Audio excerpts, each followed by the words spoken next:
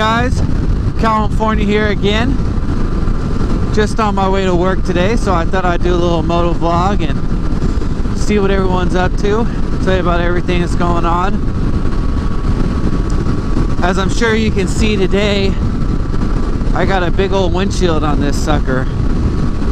I didn't actually buy this. It was a previous owner had put it on, and I just think it looks fucking ugly. So I took it off, and now that it's starting to get cooler in the mornings, I thought it might be nice to have a windshield on so that I'm not so cold in the morning. And I mean, the lowest I've ridden in recently, or you know, the lowest I've commuted in so far is maybe mid 50s to upper 50s. So I know some of y'all are going to be like, man, that's great riding weather for me, but no. So I was just thinking, oh, I'll put the windshield on and see if that makes a difference. So I've had it on a couple days now. Let's see. I've used it one time. It's my second time using it commuting. So, and it seems to make a difference. It's just ugly. And I know some people are going to be like, man, why do you care what other people think about, you know, the way your bike looks? But I don't give a fuck what other people think about my bike. I think it looks ugly, and I want my bike to look cool.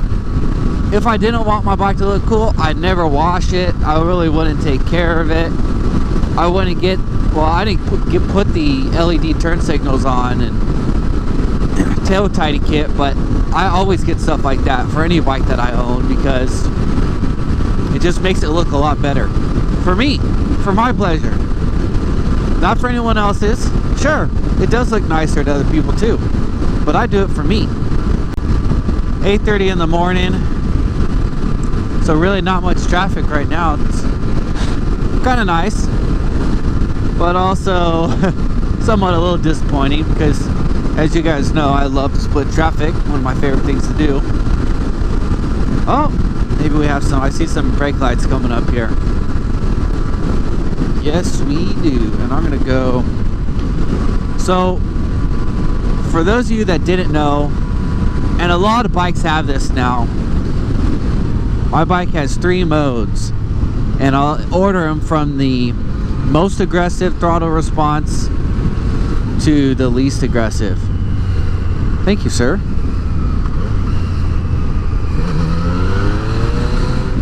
So you got A mode, which is the most, standard, which is, let's, you know, we'll just say medium, and then you have B mode. Oh, some cops are up here. Maybe a car accident or something. Maybe something good. Let's see. Or maybe someone's just getting pulled over. What? I've been seeing a lot of those highway patrol cars with white. Maybe he is pulling someone over. Who knows? Anyways, so like I said, I got A mode, most aggressive, standard, medium, and then B mode, which is the least aggressive. Now, from my understanding,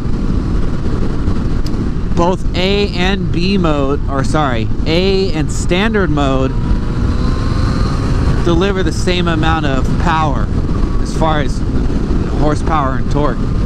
A B mode actually cuts down on the horsepower a little bit. So, and torque, you know, whatever. So I think that one's mostly for riding in the rain. I put in B mode if I have someone on the back because I don't want to be so twitchy. And I also use it if I'm tired, like if I get up early in the morning and I have to go to work. And, you know, that way it just gives me a little bit more leeway, I guess. Like I said, it's just not so I'm not so jerky. You could also think of it as a rain mode, and it's really nice that a lot of these bikes are having that because everyone's different. So it's nice to be able to have some adjustability for, you know, each person's riding style. I know there's a lot of people when this bike first came out, and you know, even now, a lot of people complain that the throttle, on-off throttle, was pretty bad, and I would have to agree with that. Coming from my CBR 600, I never felt like that thing was jerky. And then coming to this, yeah, the throttle took some getting used to.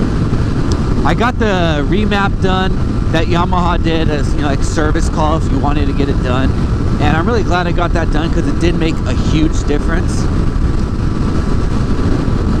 But in the end, it's still not the best, but it's definitely livable. That's not an issue. You know, I wouldn't not get this bike just because of the throttle's not the best.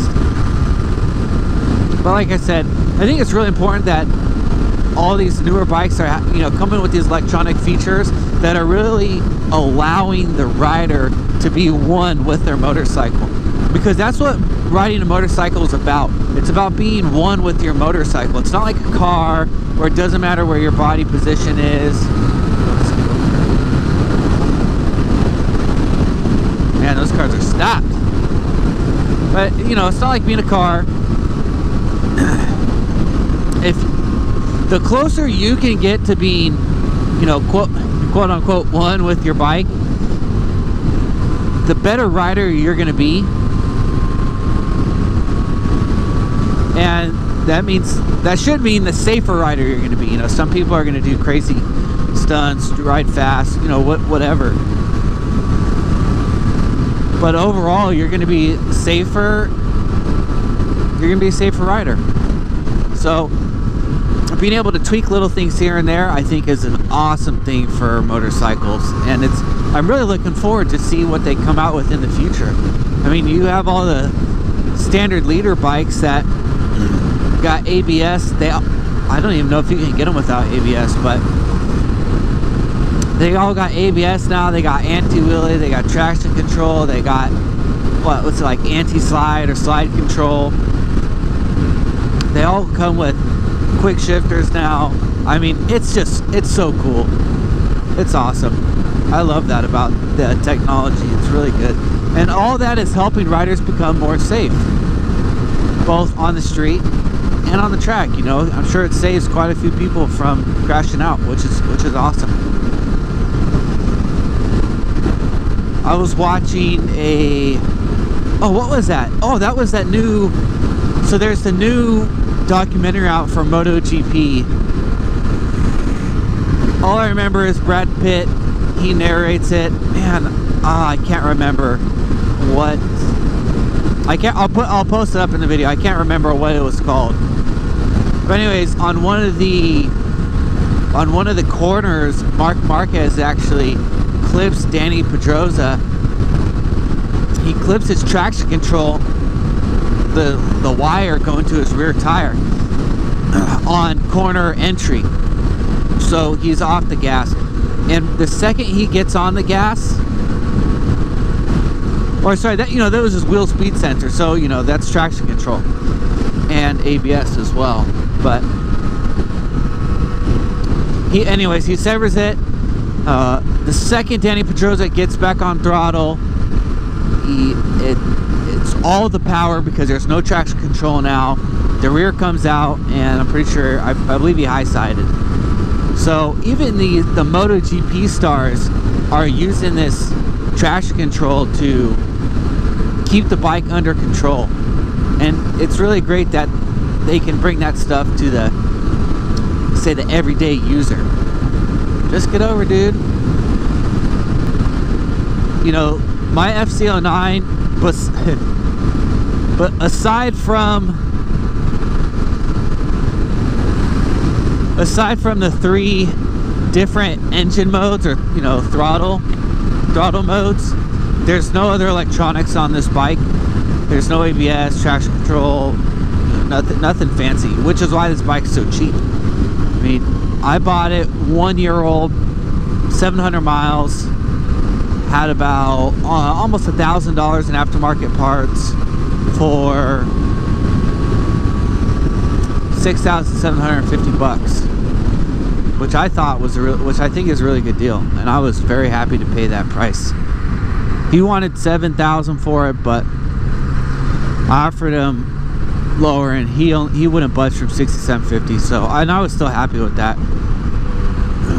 But I do wish that this, you know, traction control, that's fine. You know, I'm not going to say I don't need it, because I'm sure every rider could use it. If MotoGP stars can use it, everyone can use that stuff. There's no one that's too good of a rider for that. But I do wish my bike had ABS.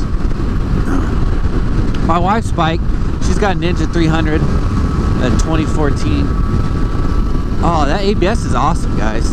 The first day we bought it, it was funny. It was pouring down rain. This is when I still lived in Montana. It was pouring down rain, and we just bought the bike, and the lady said, I'm guessing you're going to want to pick the bike up tomorrow. There's a lot of people that don't ride their bike in the rain because, I mean, I'm just going to, because they're stupid. Because they think their bikes are going to get messed up or rusty. Who fucking knows what they're thinking? The bike, all it is plastic and some metal. That's it. It's not some spacecraft material that can't see rain, you know, can't sit out overnight, but, you know, it doesn't have to be in the garage. It's stupid. But anyways, she said that, and I was like, yeah, right, I'm taking that thing home today. And like I said, it was pouring out. I knew it had ABS. I mean, I wasn't gonna let my wife get a bike without ABS, first off. And she's already told me a couple times where she's used her brakes to where she did feel it lock up. So it's already paid for itself right there. But it's raining out, there's puddles everywhere. First thing I do, get on the straight, you know, I'm just riding, come up to like a stop sign, I think, and all I did was slam that front brake. Or no, I didn't slam the front, I did the rear first, because I knew, okay, if the rear slides, I can handle that compared to the front. So I did the rear, and it did it just like a car, you know, just like I thought it would. It'd lock up, disengage, lock up, disengage. Awesome. So the next light came up, I do it to the front. Like I said, pouring down rain. No problem at all. So I go back on some back roads, and I got up to 70 miles an hour, and all I did, I just slammed that front brake, and it was awesome. It was great. And I wish I had that on my motorcycle. Just for the ease of mind. Not that I'm going to be using the brake set hard very often, but just for those emergency circumstances that you're not prepared for. That's what catches people out, you know. You might be a great braker on the track when you're expecting it, when you have a when you know where you're supposed to brake. That's a completely different story. But you know, I'm riding in number 4 lane. If someone from the number 1 lane just cuts right in front of me, out of my vision, I'm gonna go into my mind is gonna revert back to my instinct, and hopefully that's not grab the fucking front brake, but to apply it, you know, with continuous pressure. But no one's a good enough rider to where if someone says, oh, I don't need ABS, they're fucking stupid. That's like saying on a car you don't need ABS. Stop being a fucking idiot, dude. Alright guys, I'm almost to work, so I'm gonna cut this video off. Like, comment, subscribe if you like, and I'll see you guys soon. Peace, guys. I didn't realize how hot it was today. Fuck. Bike says 93. It's fucking windshield, man. So I'm riding home. It's 93 out, and I'm really starting to tell this windscreen. It's great in the morning when it's cold out, but now I've lost all that wind that was hitting my chest, both my upper and lower, and it's hot as fuck. Even though it's really not that hot. I thought I just add that in here. It's something I didn't even think about before, but now I know. Man, this thing really does block a lot of wind that would cool me off before.